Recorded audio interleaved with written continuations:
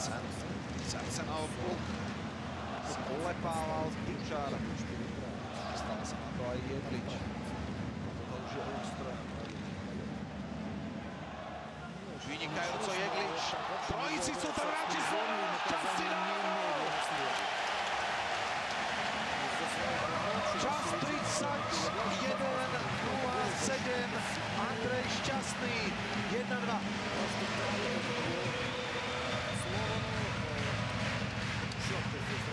Slovan dnes vyskúšal už niekoľko možností, niekoľko kombinácií, rôzne útoky.